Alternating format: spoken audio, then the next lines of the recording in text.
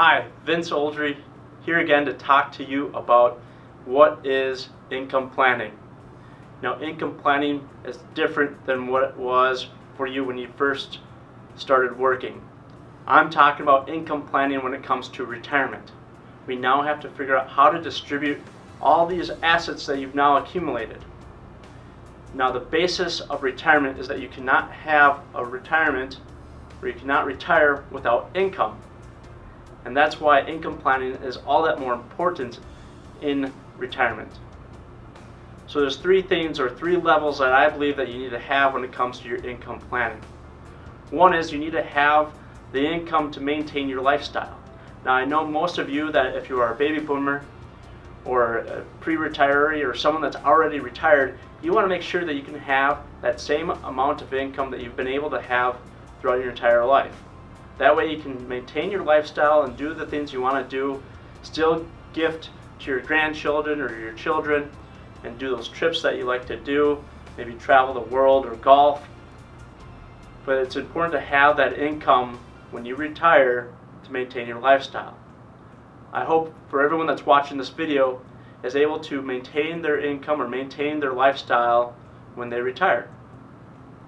So what you need to do to make sure you can have enough income is first understand how much you are spending. Believe it or not, a lot of you do not know how much you're actually spending every year. So first, calculate how much you're spending, then you'll have a better idea of how much you need in retirement as far as how much income you need every single year. Now that we have your income covered to maintain your lifestyle, the next thing that I have as far as a retirement bucket or for an income bucket is your reserve.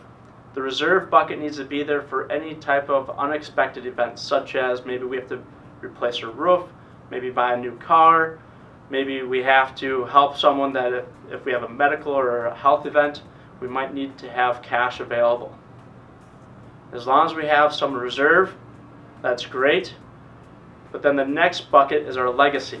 So if we have our income covered, then we can take a little bit more risk with our reserve bucket, and then the rest of our assets that we plan on leaving to our children or to our beneficiaries or maybe to charity, we might be able to take a little bit more risk with, and that's because it's our legacy bucket.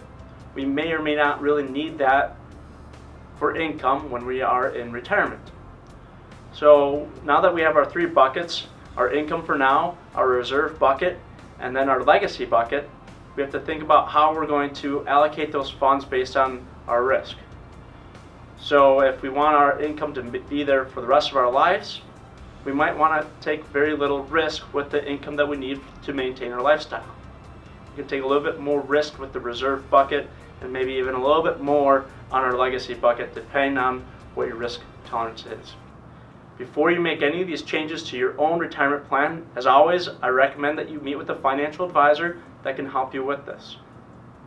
If you have any questions when it comes to retirement, please feel free to email us or leave us a message here. And if you want to attend one of our complimentary educational workshops, you're more than welcome to. Just go to our website and look at our events page, and you can sign up for one of our complimentary workshops. Until then, I look forward to talking to you next time.